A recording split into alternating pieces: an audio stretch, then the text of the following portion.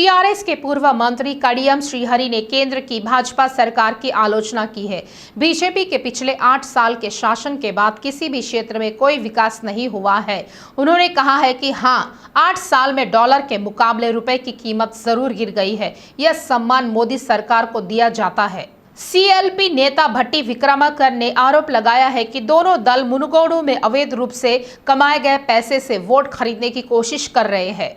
मंत्री मल्लारेड्डी ने कहा था कि वह एक गांव को 12 लाख रुपए देंगे, लेकिन उन्होंने 2 लाख रुपए दिए। इस पर गांव के लोगों ने मंत्री को रोक दिया कि वे शेष 10 लाख रुपए कब देंगे। जिम्मेदार पद काम करने वाले विधायक, मंत्री और एमएलसी इस तरह वोटरों को पैसा देने की बात कहना कहां तक जायज है। कोमटी रेड्डी वेंकट रेड्डी ने मुनुगोडु उपचुनाव प्रचार अभियान पर महत्वपूर्ण टिप्पणी की है। मुनुगोडु में प्रचार अभियान में होमगार्ड जाते हैं, एपी जाते हैं। वेंकट रेड्डी ने कहा है कि एक व्यक्ति ने कहा कि चाहे सैकड़ों मामले दर्ज किए जाए, चुनाव में कांग्रेस उम्मीदवार की ही जीत होगी। एआईसीसी कार्यक्रम समिति अध्यक्ष महेश्वर रेड्डी ने कहा है कि वह एआईसीसी मतदाता सूची में गड़बड़ी के आरोपों को आला कमान के समक्ष रखेंगे। उन्होंने कहा है कि राहुल गांधी की भारत जोड़ो यात्रा सफलतापूर्वक जारी है, इतिहास में दर्ज हो रही है। महेश्वर रेड्डी ने कहा है कि मुनुगोडु चुनाव को एक नीलामी के दौर पर देखा जाना चाहिए। ईडी ने टीआरएस सांसद नामा नागेश्वर राव को झटका दिया। उनके परिवार के 80.66 करोड़ रुपए जब्त किए गए हैं। ईडी ने खुलासा किया है कि नामा नागेश्वर राव और नामा सत्तैया के नियंत्रण में 6 कंपनियां हैं। ईडी ने जुबली हिल्स में मधुकान समूह मुख्यालय के साथ हैदराबाद, खम्बम और प्रकाशम जिलों में 28 अचल संपत्तियों को कुकर्क किया है। ईडी का आरोप है कि नामा नागेश्वर राव ने रांची एक्सप्रेस हाईवे के नाम कर्ज लिया और इसे डाइवर्ट कर दिया। 361.92 करोड़ सीधे डाइवर्ट किए गए हैं। इससे पहले ईडी ने कर्ज के नाम पर धोखाधड़ी के मामले में नामा की 73.43 करोड़ रुपए की संपत्ति कुर्क की थी। नामा नागेश्वर राव मधुकान संस्था के प्रमोटर है।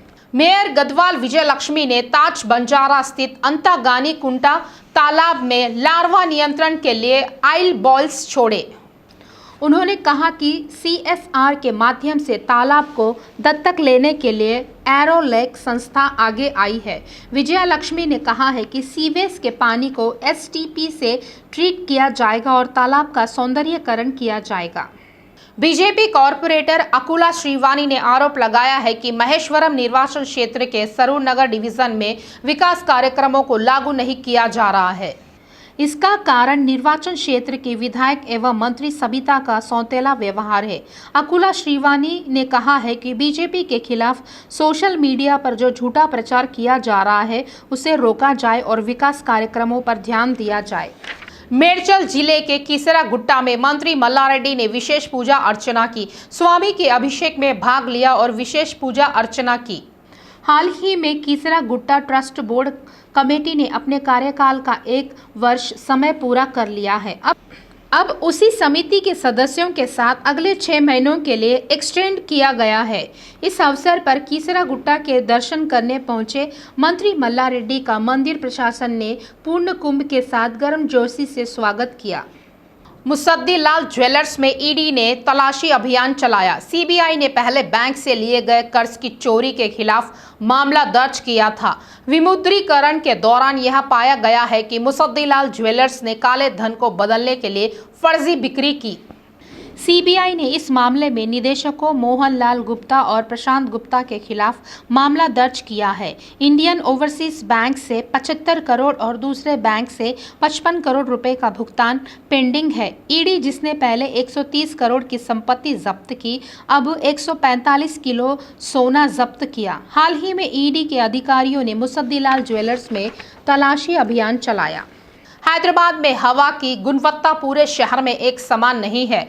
औद्योगिकी क्षेत्रों में वाहनों की आवाजाही कम है, लेकिन जहां हरियाली है वहां यह बढ़ रहा है। बंजारा हिल्स में केटीआर पार्क के आसपास के क्षेत्र में प्रदूषण कम हुआ है। पीसीबी अधिकारियों द्वारा केबीआर पार्क में स्थापित वायु प्रदूषण मापने वाली मशीन से यह खुलासा हुआ। वायु गुणवत्ता सूचकांक के अनुसार 50 यूनिट तक कोई खतरा नहीं है। हालांकि यह पता चला है कि केबीआर पार्क में 22 अंक दर्ज किए गए।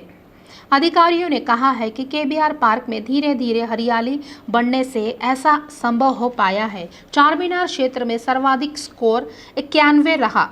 शहर के संयुक्त यातायात पुलिस आयुक्त रंगनाथ ने ऑपरेशन रोप के तहत वाहन नियमों से अवगत कराया। एनटीआर ट्रस्ट भवन, बंजारा हिल्स और केबीआर पार्क में अधिकारियों के साथ यातायात नियमों के बारे में जागरूकता पैदा की।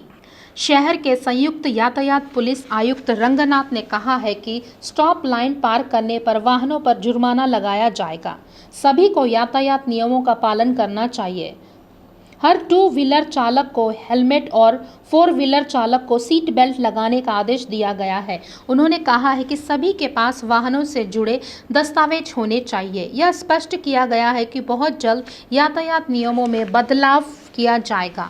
उन्होंने कहा है कि कई जगहों पर समय बदला जाएगा और फिलहाल समय बहुत कम है। उन्होंने कहा है कि आज से यातायात नियमों पर पुलिस की निगरानी रहेगी।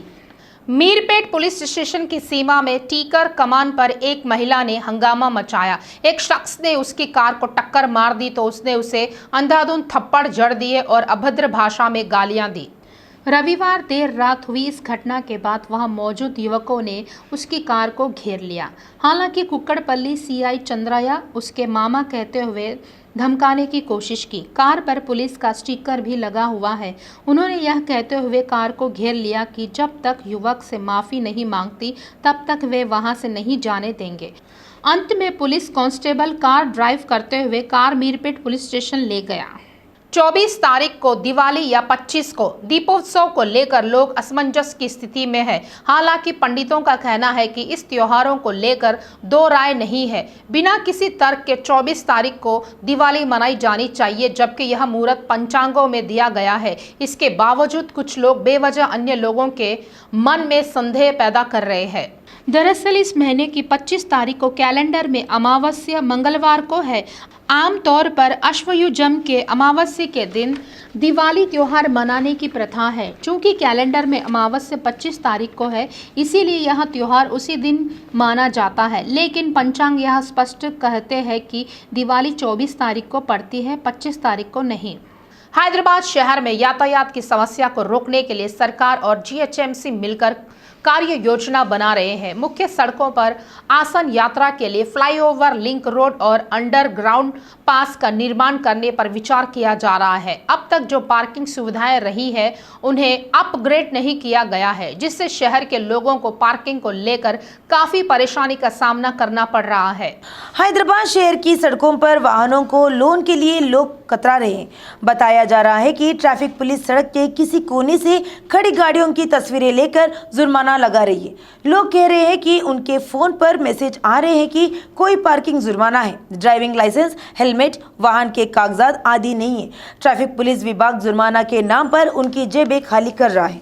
पूर्व में सरकार और जीएचएमसी के अधिकारी कहते रहे हैं कि शहर में मल्टी लेवल पार्किंग सेवा उपलब्ध कराई जाएगी। फिर भी लोग ट्रैफिक की समस्या को दूर करने में विफल रहने पर सरकार की आलोचना कर रहे हैं। लोगों का कहना है कि यह समस्या ज़्यादातर उन इलाकों में है जहां शहर में 5 सितारा होटल, शॉपिंग मॉल और कमर्शियल कॉम्प्लेक्स है। नो पार्किंग एरिया में गाड़ी पार्क करने पर ट्रैफिक अधिकारी 200 से 1000 रुपये तक का जुर्माना लगा रहे हैं। उनका कहना है कि जुर्माना नहीं भरने पर वाहनों को जब्त कर लिया जाएगा। जीएचएमसी का कहना है कि सरकार को इस मुद्दे पर ध्यान देना चाहिए। हैदराबाद को विश्वव्यापी शहर में बदलना चाहते हैं। हालांकि सरकारी नेताओं के सामने पार्किंग की समस्याओं को हल ढूंढना मुश्किल हो रहा है।